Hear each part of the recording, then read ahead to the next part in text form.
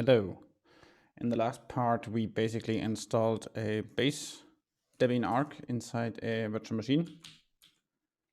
And this part, we are also going to install a graphical user interface by using i3-WM, polybar, picom, and rofi as a application launcher. So let me start by starting up the virtual machine. And once I started it, I did notice a small error message popping up right after we unlock. Here, you could have seen it maybe. Basically, it tells us that something went wrong with the mount of the boot partition. So let's take a look into the fstep file. And in here, I did a small typo. So the no time should have been no a time. So let's fix that, reboot, and see if that removes the small warning.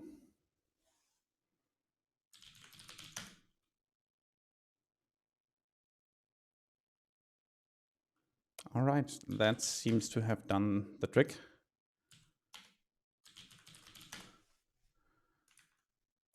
So what we want to start with is when we install a desktop. Right now I'm logged in as root. So first I am going to create a new user. And I'll just call him Lucan. Then I am going to set a password for that user.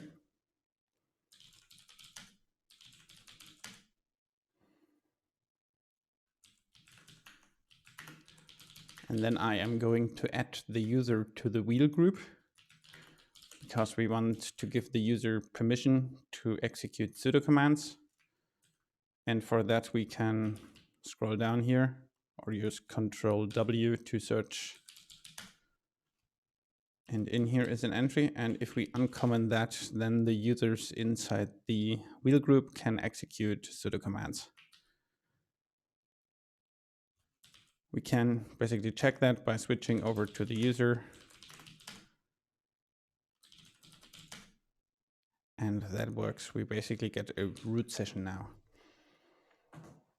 So then the next step would be to install the desktop. So instead of installing the main i3 package, I'm going to install i3-gaps. So I can get gaps like you can see here on the side. So let's go into the full screen. Okay, we also need the Xorg server package and the Xorg xinit package. And then we need to install a terminal. I'm just going to pick Terminator. You can use whatever terminal you like. So now I might most likely get an issue because I always first have to run the pacman -syu. So that will update our packages and then we can install the new stuff that we need. So that went a little bit faster here because I already installed it to speed up the whole process. And then it would be time to basically log into the desktop. I am now logged in as root, so I'm going to exit the session and then I'm going to log in as the new user that I created.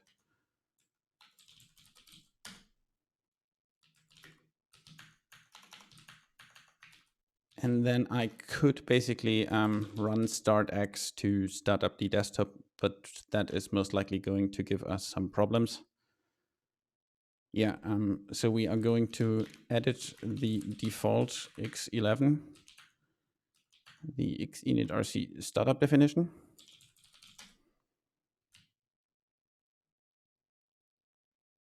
And we have a few commands here that we do not have. So I'm basically going to uncomment these. And then I am going to exec i3. So you press Control O to save, and then we can use Control X to leave the file. And let's give the startx one more try.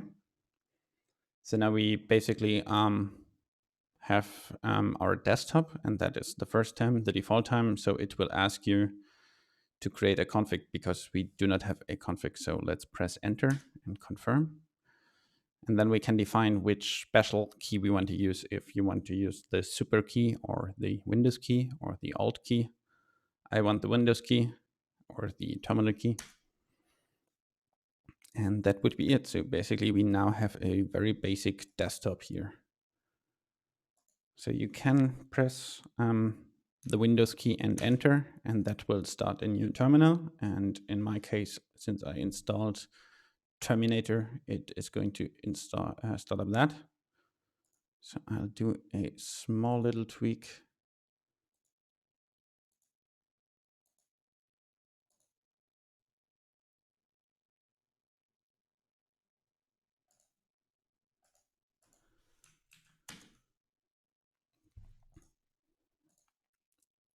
Okay, that looks a little bit better. You can also remove the title bar. I'm not really bothered by that too much right now. So now I can basically start installing components that I want. I do not really like that status bar, so I'm going to change that. I've created a small GitHub project.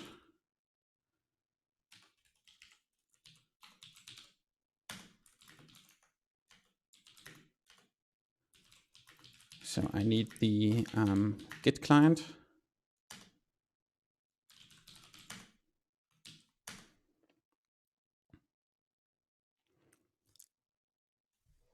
And then I can basically clone that GitHub project. And I noticed that my keyboard is using the American key set. So if you have a different keyboard, you can now use ZX, K, bmap, and then whatever keyboard you have, and that will load your keyboard settings here in the desktop. Remember earlier we set it for the V console, but now we are in the actual desktop, so we need to use that other command here. So now let's try cloning that.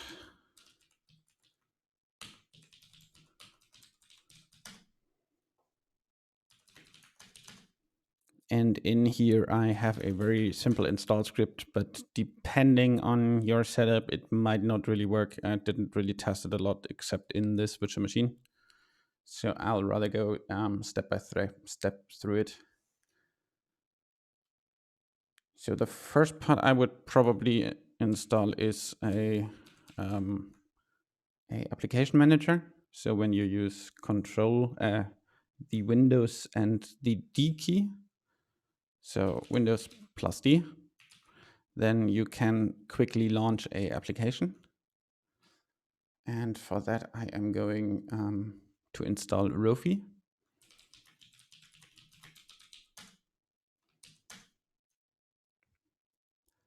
And in here, I have a config file for rofi. And I just need to copy that into my config folder. So I am going to create a config file. And then I am going to copy over the config from my .files folder.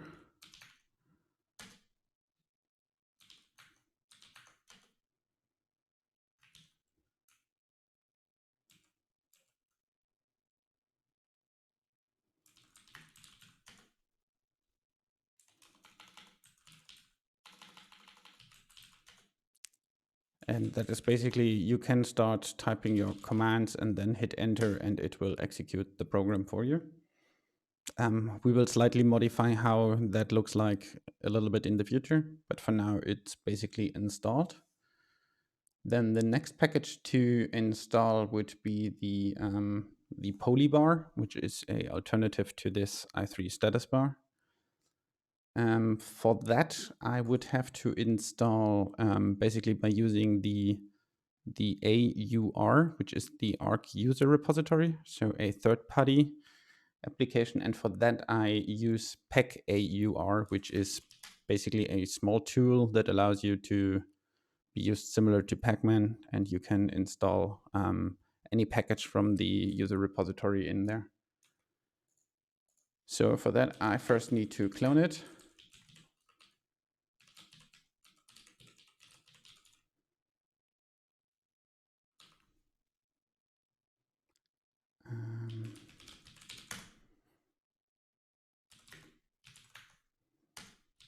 So usually you have one file in here which you need, and that is the package build file. And that is basically a set of instruction on how to compile or install the program. Basically build a package for that, which you then install. And you can use make pkg-s to install them and also look up the dependencies. In this case, we have 3 dependencies. So these 2, it will be able to resolve, but that one, we also need to grab from the user repository first.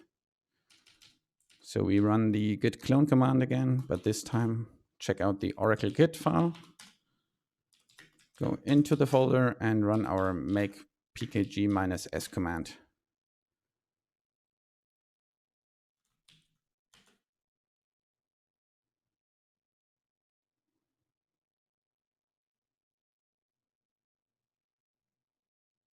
So that basically installs the dependencies it needs for that package and then compiles the package.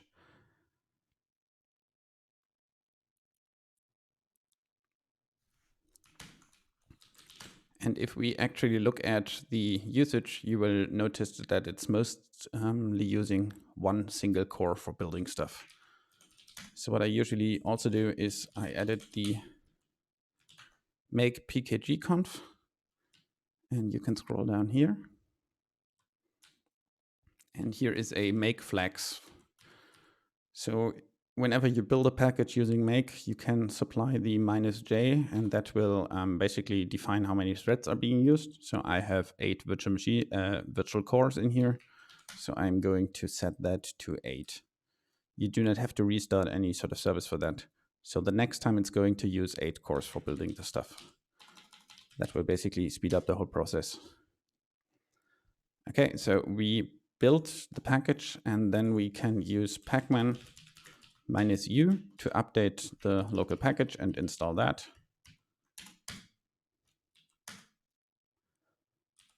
And then we can go to the pacaur folder and run our make pkg command again. So now we have the dependency for pacaur, and now that is starting to build. And again, we can use the pacman -u command to install it.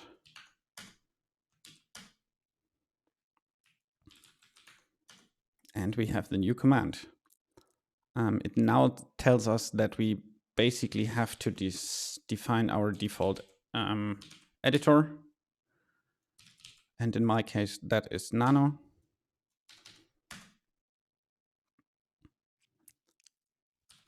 And now we can go back and do what we actually wanted to do. We wanted to install polybar. And we now can do that by installing it straight from the user repository. So by using the pacaur command, we don't have to do the manual part of cloning, then building the package and installing it. You just type pacaur and then use the same parameters as if you would be using pacman, and you install polybar. That will basically now do what we've done manually, and if there are any questions, you will be asked. So now it suggests me if I want to use the flag or the 32-bit version of it. I rather want to use the 64-bit version.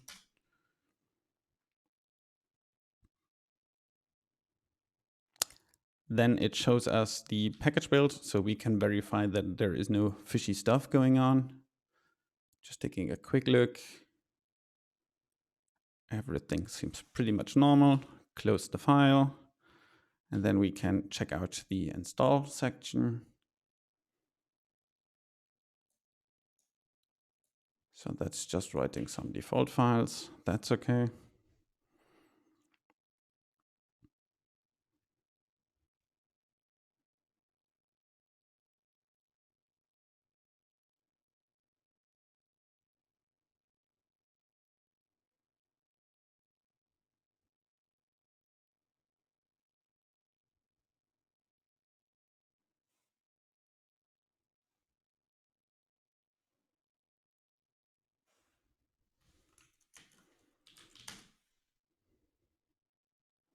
And you can see that it's now really actually utilizing all the different cores that we have and is basically building way faster than it would.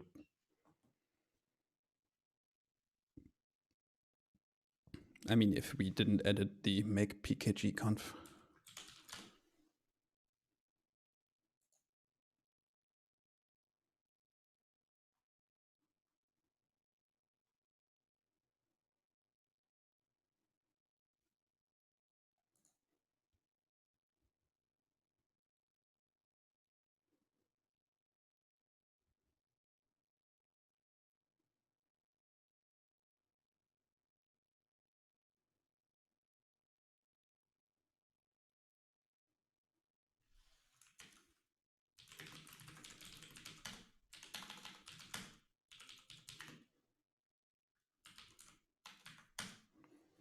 So I've killed the bar, which was running at the bottom.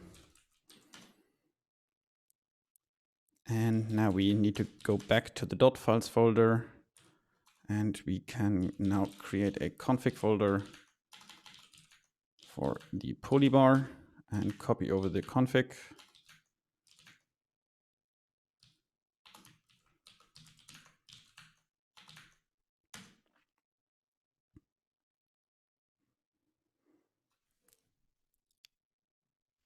And I also have a little script which is called load bar. And we can copy the load bar to, I think it was the user local bin folder.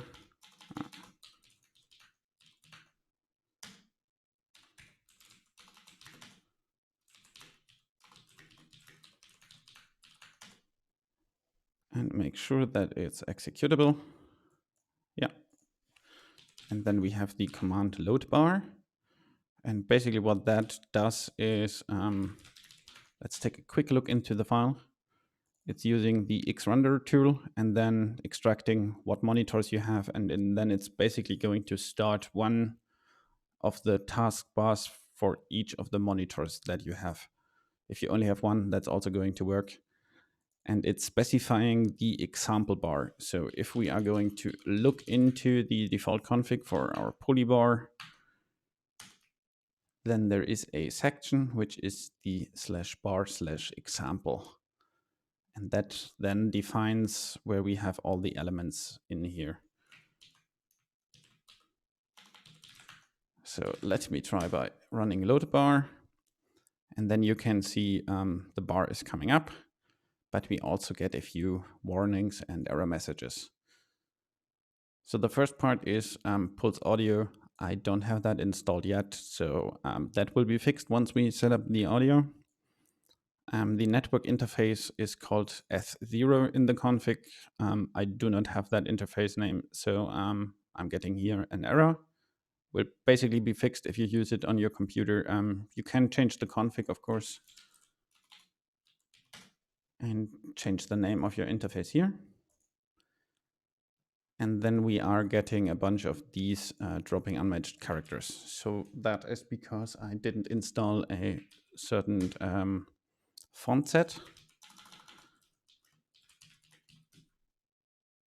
No, that one is also included in the user repositories. And it's called cg-git. Oh yeah, I need to set that in this window too.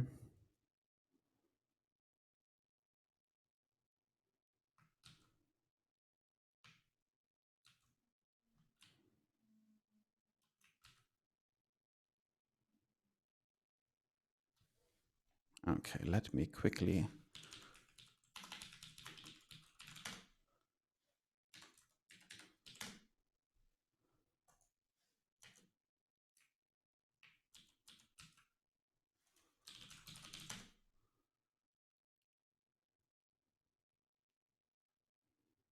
Sorry, I had to kill the bar because I didn't see the output.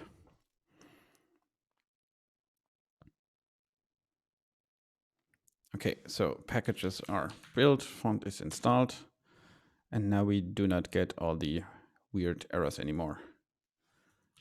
Hold on. I do have a small typo, it seems. Oh, I forgot that thing. I will probably fix that in the GitHub repository.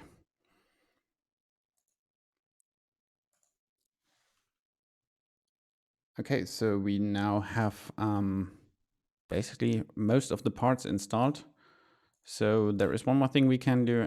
If I want to open a window, I rather have like some transition and some sort of opacity. And for that, I am going to install picom, which is basically a composition manager. Then we also create a config folder and copy over the picom config.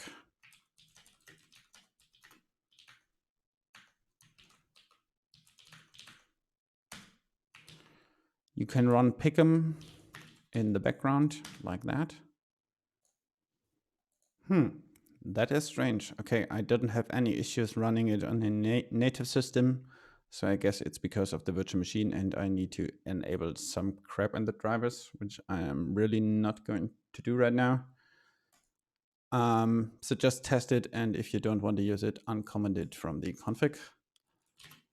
So let me also, there is one more folder which I have, basically the main folder, and I'm going to copy the i3 config over to the config folder of i3. And then we are going to take a look inside there.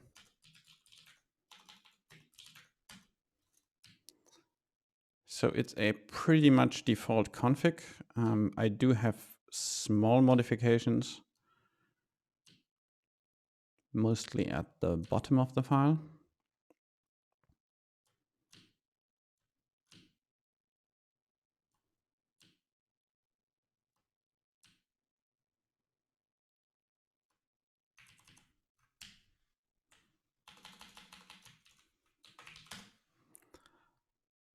Yeah, so this is basically doing a screenshot, and for that we need a folder called pictures, and I also removed the username from the path. There are a few more things in here. We can specify our wallpaper, and then if you uncomment that line, you need the tool fe,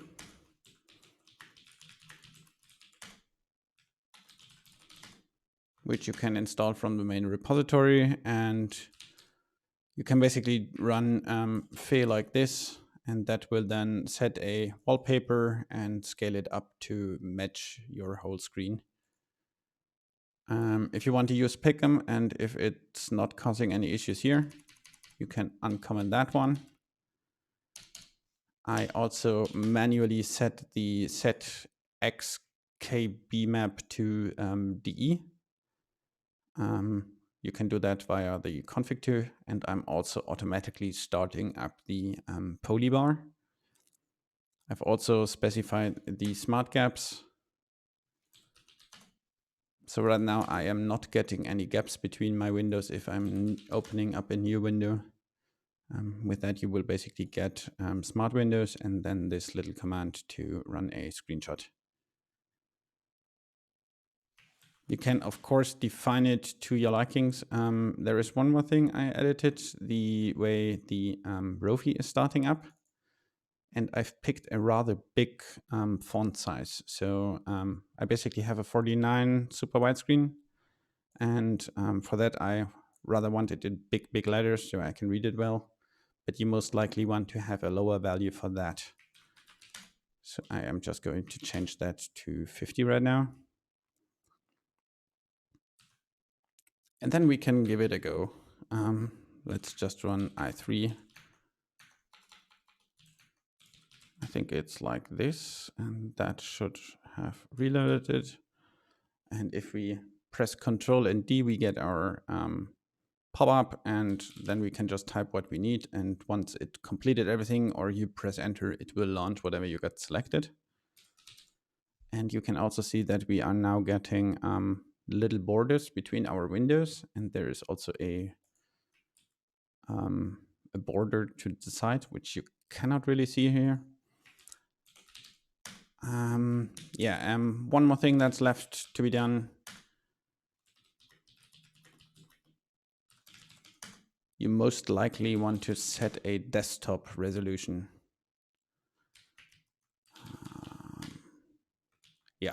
Xork xrender. And with that, you can use xrender -q, and that will basically display or show all your screens. So in this case, I have one screen connected, which is called virtual one.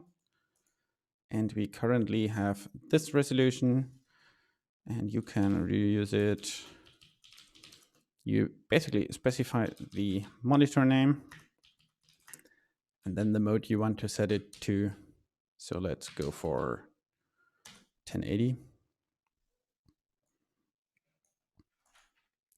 And yeah, that is basically going to adjust your settings. You probably also want to make these persistent. So again, we are going into the config, i3 config folder. Simply scroll down to the bottom and add that line. And then you just need to do a exec, no startup ID. And then the next time we log on, we are going to change the monitor to this resolution. Okay, so if we go back to the project folder,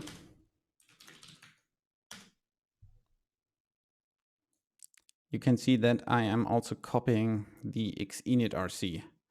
So we did change the config in the x11 folder, but I am also going to copy over the xinit.rc here over to the home folder. You can see I am basically using that to also export the editor.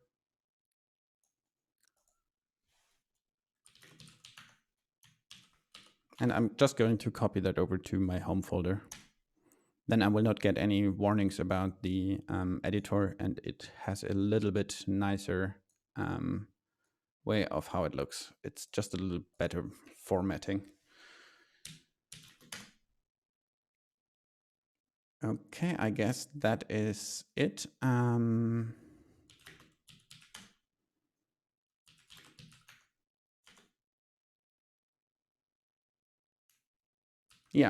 Let's give it a go. So you can also use i3-msg exit to exit your current session. And then we can basically run start X and see if everything is going to start up fine, which it seems to be doing.